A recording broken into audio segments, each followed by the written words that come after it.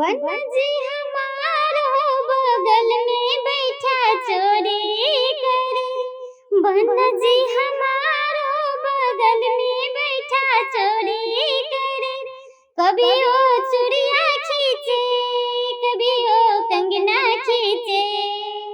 कभी वो चूड़िया खींचे, कभी वो कंगना खींचे। बन्ना जी हमारो साड़ी के पल्लू खींचन लागे। बन्ना जी हमारो साड़ी के पल्लू खींचन लागे। बन्ना जी हमारो बगल में बैठा चोरी करे।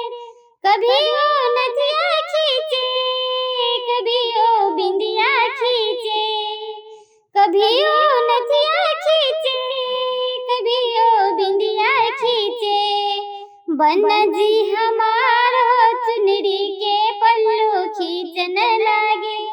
बन्ना जी हमारो चुनरी के पल्लू खींचन लागे।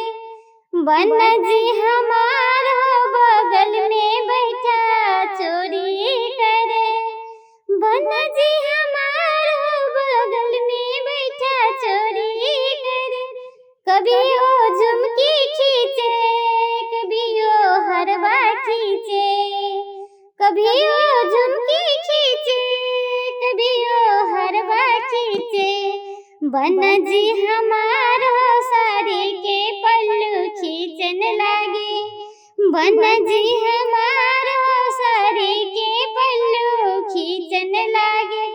बन्ना जी हमारो बगल में बैठा चोरी करे। बन्ना जी हमारो बगल में बैठा चोरी करे। कभी वो मुखरा देखे, कभी वो अंगो खींचे। कभी वो मुखरा देखे, कभी वो अंगो खींचे। बन्ना जी हमारो बगल में बैठा चोरी करे। बन्ना जी हमारो बगल में बैठा चोरी करे। कभी वो पायल खींचे, कभी वो बिछिया खींचे।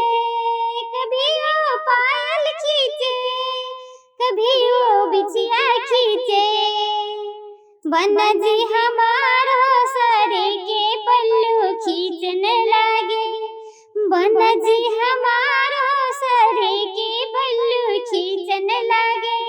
बन्ना जी हमारो बगल में बैठा चोरी करे। बन्ना जी हमारो साड़ी के पल्लू खींचन लागे। कभी वो गजरा खींचे, कभी वो बिंदिया खींचे। कभी वो गजरा खींचे, कभी वो बिंदिया खींचे। बन्ना जी हमारो साड़ी के पल्लू खींचन लागे। बन्ना जी हमारो बगल में बैठा चोरी करे। बन्ना जी